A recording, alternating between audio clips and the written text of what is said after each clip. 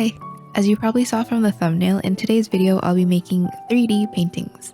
I've done this once before, but that was quite a while ago, so today's video will be more experimental than like a tutorial. So I sketched out 3 designs because that's what 3D stands for. 3 designs. 3D. Just kidding. The first one is this pale blue to pink to yellow gradient with bunnies in the clouds. The concept was a lot cooler in my head.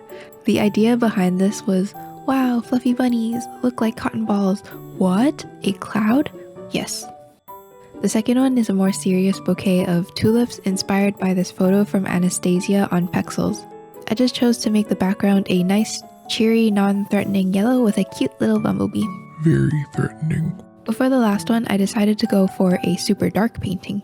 So dark that you would only see the eyes from far away, like an actual cat in the dark. That's Spoticus, by the way. He's venue work supervisor and also my desktop background. For this one, the artwork would rely on the modeling paste itself to create those lights and shadows that reveal the cat. I love how derpy this one is, but also how it's like a secret until you come up close to it. Okay, let's talk about materials. I bought a pack of 4x4 mini canvases with 6-inch easels from Amazon. If I can find the link, I'll include it in the description box, but just so you know, this pack was fairly cheap and the quality sort of reflects the price. So if you're looking for one with a high quality finish, I would spend a little more elsewhere. But for my purposes, they're the perfect dimensions and the wonky part is on the back anyway, so it doesn't really matter to me. To achieve the 3D look, we need some modeling paste. I got this one from my local art store for about $12. Oh look, there's a little ghost stuck to the bottom. Scary. We'll also be using some paper towel, a mixing tray. I use this broken cup because the glaze part is easier to clean and reuse. And I also have a variety of brushes on the side just in case I'll be needing them. I'll need a palette knife, a cup of water, some Ziploc bags, and of course I'll be using my acrylic paints. Okay, before we get started, I just wanted to give credit where credit is due. I first saw the little paintings with modeling paste idea from Katie Groth on TikTok. I hope I'm saying that right. Her handle is @KatieArt there if you want to check out the ones she does. They're absolutely adorable and all of them give me such feel-good vibes, so I wanted to make my own. Let us commence. I said the bunny cloud painting was first, but I changed my mind. I'm going to start with the lightest and work my way to the darkest. So the first step we have to do is cover the entire background. For this, I mixed a pale yellow with my acrylic paints and used the largest brush I had to cover the front and all of the sides.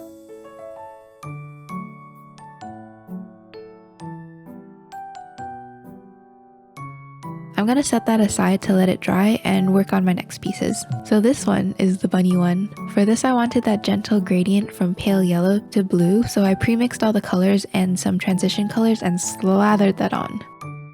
If you want a smooth gradient with acrylics, you'll have to work fast to blend the colors because acrylic is known to dry fairly fast. Good in some situations, but just not for blending. The transition ended up being a little high and the colors were a little too vivid for my liking, so I definitely will be doing a second coat on this one. But while that one's drying, let's mix a dark gray and paint the entire surface of the black one.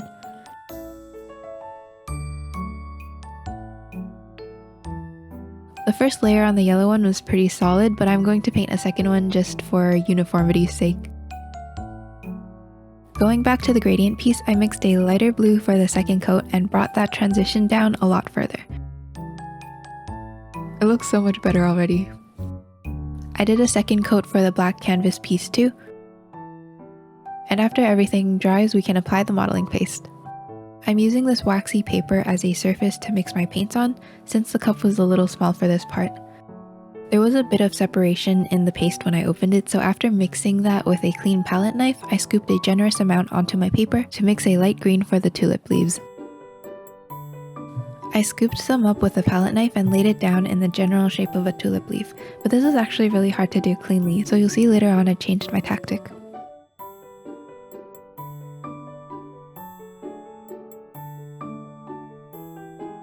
But until then, I mixed a darker green to add shadows where needed.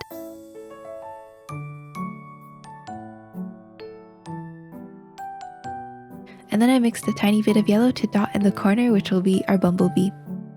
I mixed light pink for the flowers itself. It needed a little bit more pizzazz, so I added a darker pink for the shadows. I also added some complementary buds here and there, and then switched over to putting the modeling paste in a bag and using it like icing. This technique worked a lot better, and as you can imagine, it was a lot more precise as well.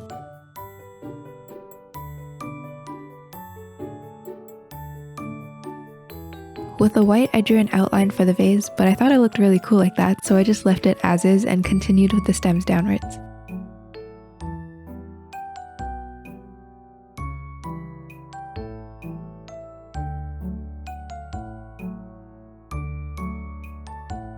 That's mostly it for the tulip painting. I'll be filling in the bee stripes and giving him some wings when I mix the black for the bunnies. Speaking of which, next we're gonna make the bunny clouds. I just lightly marked out the spots where each bunny will go and used my piping bag to draw 2 circles. The larger one is for the body and the slightly smaller one is for its head. Then I added 2 ears, a dot for its tail, and with a toothpick I smoothed out some of the imperfections, but I don't know how to make it completely smooth. So I gave the body a little swirl like those clouds you see in abstract paintings. Looking at it all together, the bunny was really small. So I made the next ones closer to the size of my sketch, following the same steps as I did for the little booger, except piping the ears before the head this time.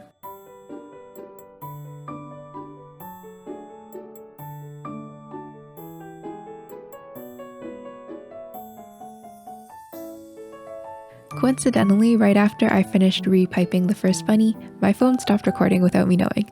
So, abracadabra, clouds. But I have yet to do the sides, so I'll just show you how I piped the clouds. I concentrated on making bigger blobs on the outer edges to get a rounded look and repeated that on the next level but slightly closer together. And the last one is just a blob. Then I went in with a toothpick and smoothed out all the areas again. Depending on how small I wanted the cloud, I just took away a layer and it became a 2-level cloud like this instead. I scooped out a bit more modeling paste and tinted it to a light pink for the inside of the bunny ears. After transferring it to the tip of a Ziploc bag, I cut a tiny hole to pipe thin lines where the ears are.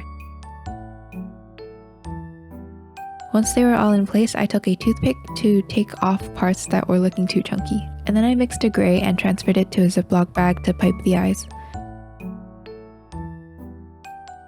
Using a toothpick, I took a tiny dot of pink and gave them cute little noses. And ta-da, it's done. Lastly, we're going to mix black paint and paste to pipe the incognito cat. But before we do that, let's finish the bumblebee from the first painting. I gave him 2 vertical stripes, wings, a cute little button eye, and a stinger. Okay, back to the incognito cat. Like the bunny, I made him too small at first, and also a little off-centered, so I made more outlines until it looked like it was in the middle. After 3 attempts, I finally got it to a good size and started filling in the body.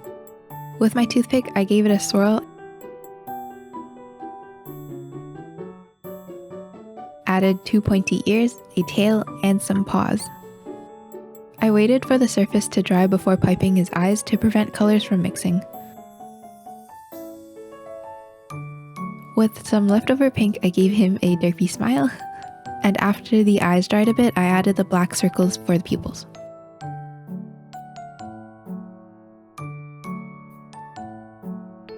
The last finishing touch will be the white lines for the shine.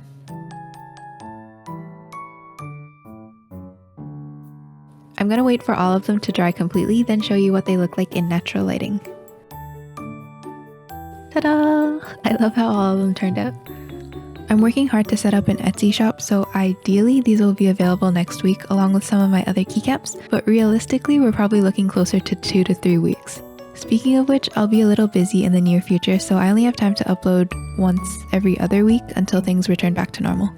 So stay tuned for that if you would like to own one of these 3D paintings, or if you're interested in the keycaps I made previously. Thank you for watching to the end. If you enjoyed today's video, please give it a like, and if you want to follow along on my art journey and see what I do in the future, remember to subscribe. Thank you, bye!